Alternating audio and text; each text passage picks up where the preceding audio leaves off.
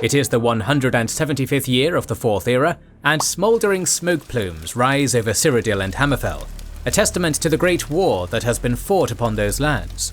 Although Emperor Titus Mede has recaptured the imperial city from the forces of the Altmeri Dominion, his empire is exhausted and his legions decimated. Knowing he must buy some time for the empire to regain its strength, he brokers an unequal peace with the mortal enemy of man.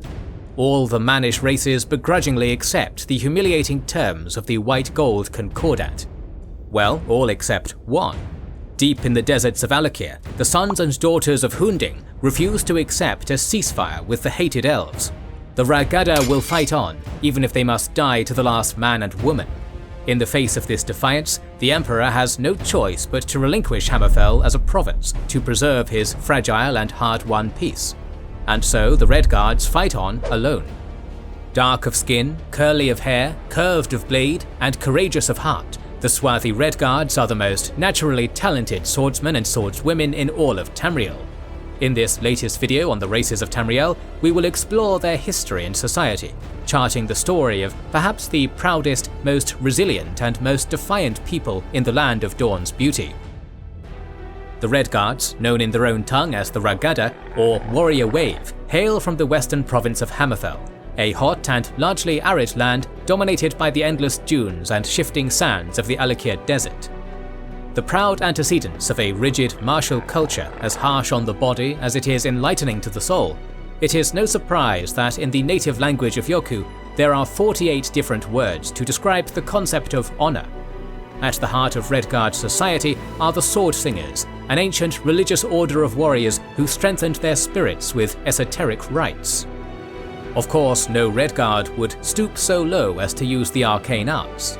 Magic is deeply taboo in Redguard culture, its users considered wicked and tricksy. Every good Redguard knows that true respect and power can only come from the way of the sword, not through devilish arcane mummery.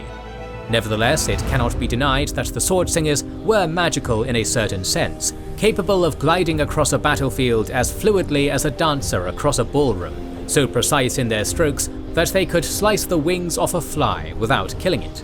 The greatest among the Sword Singers, known as Ansei or Sword Saints, manifested blades of ethereal light from their very soul, capable of cutting through scores of foes like a scythe through wheat. The most recent of Tamriel's major civilizations to establish themselves in the Land of Dawn's Beauty, the Ragada arrived on the shores of Hammerfell in the form of a brutal warrior wave, slashing away all those who'd lived there before in a violent conquest. In the centuries since these migrations, the Redguards have protected their homeland with unmatched ferocity. A brief peek into recent history provides a testament to the stubbornness of the Children of Yoku. When the hated Thalmor initiated the Great War and brought the world of man to its knees, the Ragada warrior wave raised their scimitars and fought side by side with the Imperial legions to bring humanity back from the brink. So fierce was Alakir resistance against the elves that even when the Empire signed the White Gold Concordat with the Altmeri Dominion, the Redguards stubbornly fought on, shattering the illusion of Altmeri invincibility by fighting the elves into a bitter, immovable standstill. All in all, the will to conquer, the resolve to resist, and the constitution to endure unimaginable hardship are all in the Redguards' blood. I remember lost Yukuda. I remember all her great islands. I remember Samara. Indeed, I had a husband there. Low, lush, welcoming, with many harbours, warm and sweet of fruit. Tamush was much like his island. Long and long we abided there in loving leisure. I remember Kanesh. Indeed, I had a husband there, tall, volcanic, harsh, but strong and blazing with inner heat. Yazgir was much like his island. We exploded together with liquid heat, but petrified as we cooled. I remember Yath. Indeed, I had a husband there, jagged, arid, rugged, magnificent, with clear views from a spine like steel. Sofudin was much like his island. He pulled me up on a charger to ride by his side, and together we explored every terrain. I remember Akoz Kazaz. Indeed, I had a husband there. Biggest of all, ruler and rebel, moody and many-sided, gentle and brutal. Oshnar was much like his island. There I stayed longest of all, and together we fought wars, reared children, and built the city of Tatambu. But even there, one day I scented the east wind from the Abyssinian, and though by then my hair fell iron grey to my waist, I returned at last to the sea. From the Lost Islands of Old Yakuda by Hazadia Sea Queen, mother of the Abyssinian Sea. The story of the Redguard people begins not in their present homeland of Hammerfell, but on a doomed desert far across the Western Ocean. Since time immemorial, the ancient ancestors of the Redguards lived on a continent called Yokuda, which was located far to the west of Tamriel. In the modern era, Yokuda is sundered and sunk into the waves, but back in the mists of antiquity, it was home to a civilization which was very advanced for its time, achieving great strides in architecture, astronomy, politics, and philosophy. Unfortunately, much of the knowledge of old Yakuda was lost when the continent was consumed by the ocean. Even today, the innovations the ancient Yakudans made in metallurgy, agriculture, and shipbuilding have yet to be rediscovered by their modern Redguard descendants. The early kingdoms of Yokuda were united by a ruling body known as the Na-Tutambu, a council of kings who represented the various mannish nations on the continent. The men of Yokuda were not the only race native to their western continent, for the land was also home to a race of Mer. Almost nothing is known about this now vanished strain of elves, including the name by which they called themselves. All that survives is the ominous moniker the ancestors of the Redguard gave them, Sinistral Mer, or Elves of the Left Hand. From what we can tell, the Sinistral Mer were once the dominant race in Yokuda, ruling over a vast empire in which the ancestors of the Redguards were their subjects. The rule of the Sinistral Mer must have been despotic and brutal indeed, for the men of Yokuda suffered not to be their vassals. So fierce was the hatred of the left-handers that the Na-Tutambu turned upon themselves over which among them had the right to lead the charge against them. The Yokudans fought themselves to a standstill, their swordmasters so skilled in the best-known cuts as to be matched evenly. It was the intercession of the goddess Leki that broke the deadlock. The divine daughter of the Tall Papa and goddess of ephemeral swordsmanship, she introduced a sword technique known as the ephemeral feint to the warring princes of Yokuda. Armed with this technique, a victor finally emerged. Thereafter, another divinity by the name of Diagna came to the Yokudans. An aspect of Hunding, the make-way god, Diagna gifted the Yokudans weapons of orichalc to use in the war to come. United and armed by their gods, the Yokudans stormed forth across the desert in a warrior wave, sweeping the left-handed elves into the sea. In the modern era, the Sinistral Mer are presumed long extinct, remembered only by Redguard elders who speak no more of the Elves of the Left Hand, for recalling their abominations serves only to darken their days. By the early First Era, the kingdoms of Na-Tutambu were united into a mighty empire. Yet this unity proved ephemeral. Within a few generations, the Yokudan Empire had shattered, and a 300-year period of perpetual civil war ensued. While the emperors retained their regalia, they had been reduced to mere figureheads, powerless to prevent myriad local warlords from carving up the continent in their never-ending dogpile for dominance. In this chaotic environment, a new social order arose, the Sword Singers. The Sword Singers were drawn from the most talented individuals in Yokuda. Artisans, poets, artists, and philosophers, they were men and women who in times of peace had devoted their lives to the mastery of their chosen craft. Now, in this war-torn landscape, they banded together and applied their pursuit of mastery to the purest art of all, the art of the sword. Of all these sword singers, the greatest was said to be an Ansei, or sword saint, named Frandar Hunding, who achieved 90 victories in 90 duels against his fellow master swordsmen. Unfortunately, the more popular the sword singers became, the larger a target was painted on their backs. The other shoe dropped when one Emperor Hira ascended to the imperial throne of Yokuda. Unwilling to play the figurehead like his predecessors had, Hira had ambitions to reunify the empire under his iron fist.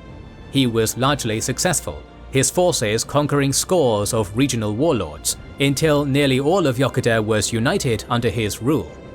Soon, only one esoteric order of warrior monks stood between him and total domination of the western continent. In the 780th year of the First Era, Emperor Hira declared a war of extermination upon the sword singers. Defiant against this threat, the singers banded together, calling upon the greatest among them to lead them. Reluctantly, Frandar Hunding took command of the singer forces. Despite outnumbering their foe many times over, the endless imperial waves broke against the stalwart scions of Hunding like waves against a rocky shore. By the time the sun had set over Yokuda, over 300,000 of the Emperor's men lay dead. For Hunding and his singers, the price of triumph was heavy. Their casualties had been high, and only a fraction of their order remained.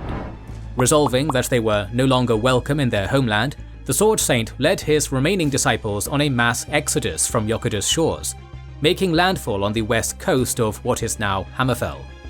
Driving away the bands of goblin kin who nested upon those shores, the Swordsingers established a foothold in this new land.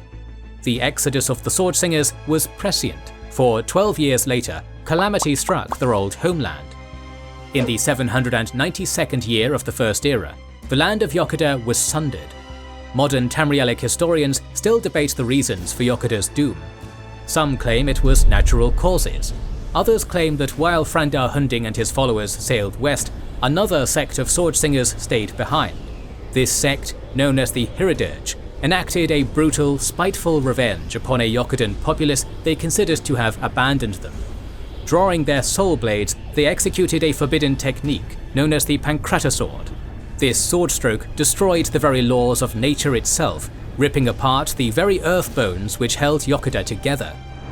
As Yokuda began sinking into the sea, her people fled in droves, following the disciples of Frandar Hunding into exile. Within a few decades, 3 additional waves of Yokudan refugees arrived on Hammerfell's shores, including the bulk of the old Natatambu ruling class.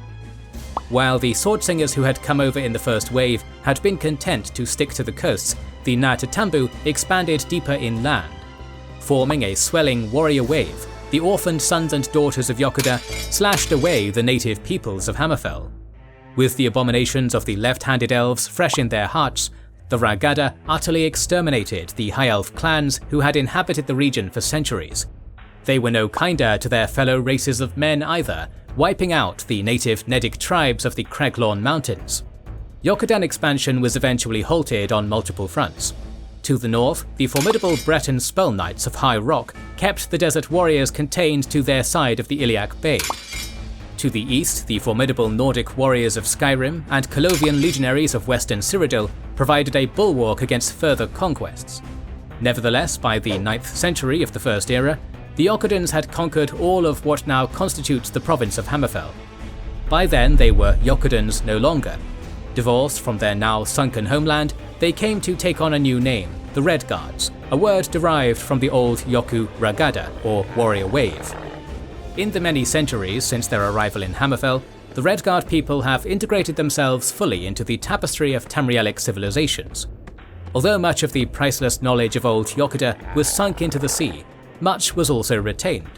Possessed of the cultural legacy carried over from their lost homeland, and exposed to the vibrant societies of their Breton, Nordic and Cyrodiilic neighbours, the modern Redguard people have developed a complex society in which ancient tradition and forward-thinking cosmopolitanism find harmony with one another just as often as they clash violently with each other.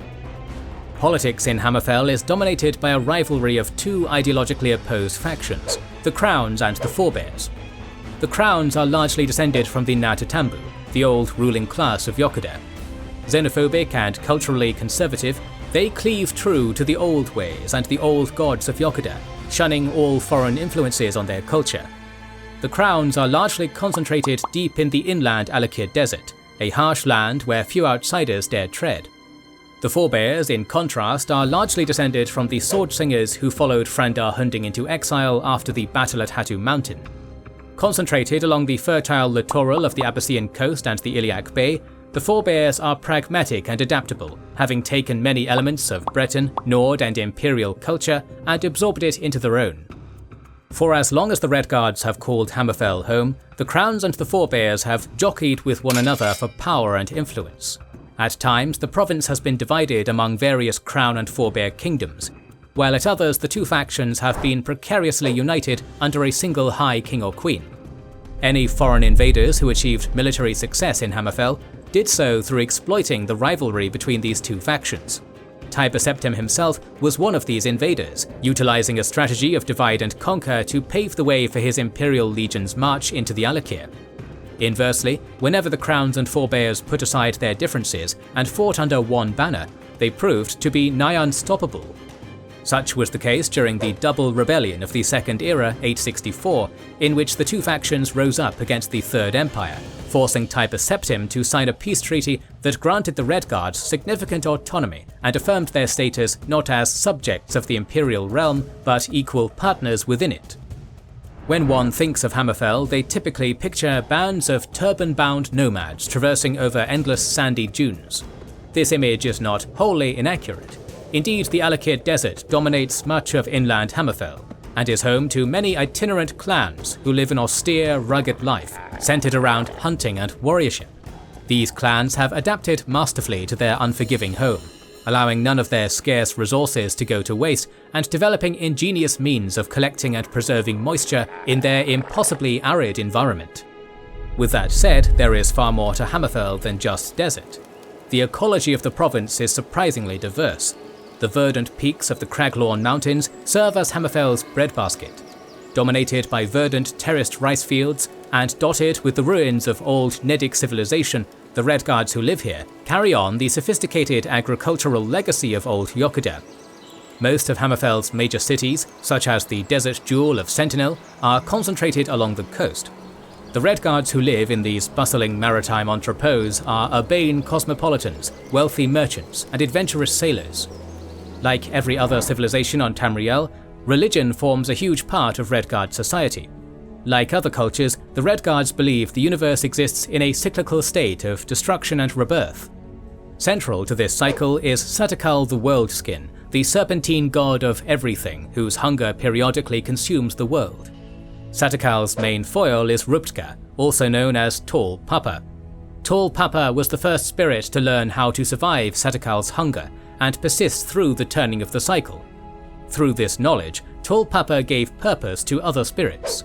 One of these was Tuwaka, who helps guide the souls of past Redguards into an afterlife known as the Far Shores, and prepares them for the turning of the cycle. Many Redguard divinities reflect the highly martial culture of the people who worship them. One of their most revered warrior deities is Leki, the goddess of ephemeral swordsmanship, who led their ancient Yokudan ancestors against the left-handed elves. It should be noted that in modern times, many Redguards, especially forbears, have adopted the worship of the Cyrodiilic 8 divines. Moreover, prolonged contact with Bretons and Imperials has led to the Tamrielification of old Yokudan gods. For example, in forebear cities, Tuwaka is often depicted as an aspect of Arche, who fulfills a similar role in the Cyrodiilic pantheon as a guardian of souls. The Crowns condemn this association, considering it to be a betrayal of their heritage. Perhaps the most important of Redguard deities is Hunding, the Make-Way god.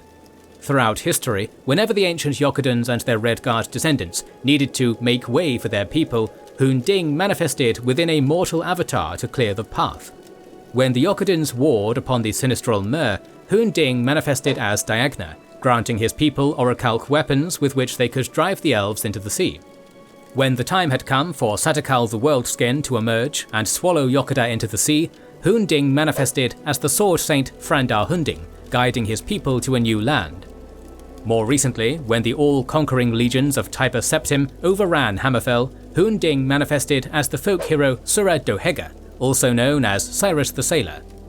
Filled with swashbuckling vigour and verve, Cyrus sliced away the linchpin of Imperial control over Hammerfell, the mighty dragon Nafalar. In doing this, he cleared the way for the Crowns and Forebears to rise in revolt against the Septim regime. In the 201st year of the Fourth Era, the present day of the Tamrielic calendar, the province of Hammerfell is one of the most battered nations on Tamriel. Following the outbreak of the Great War against the Altmeri Dominion, the Redguards fought longer and harder against the elves than any other race of mankind. Even after the rest of humanity signed an ignominious peace with the Thalmor, the Redguards fought on, for which the Empire had no choice but to relinquish them as a province, abandoning Hammerfell to fight on alone so as not to violate the terms of the White Gold Concordat. Yet fight on alone they did. Stubborn and defiant, the Redguards fought the Dominion to a brutal standstill, securing their independence, but leaving their nation severely diminished. The Hammerfell of the present day is a war-torn land, her cities plundered, her people decimated, Yet, as we have seen, it is precisely these conditions of hardship that the Redguard thrive in. Surely when the time comes, the Swordsingers will once more draw their blades, the Na-Tatambu will issue their call to arms, and the Ragada, the warrior wave, will sweep forth across the deserts once more and drive all enemies into the sea. This series will continue with an exploration of all 9 playable races of Tamriel. To ensure you don't miss it, make sure you are subscribed and have pressed the bell button. Please consider liking, commenting and sharing, it helps immensely. Our videos would be impossible without our kind patrons and YouTube channel members, whose ranks you can join via the links in the description to know our schedule, get early access to our videos, access our Discord, and much more. This is the Wizards and Warriors channel, and we will catch you on the next one.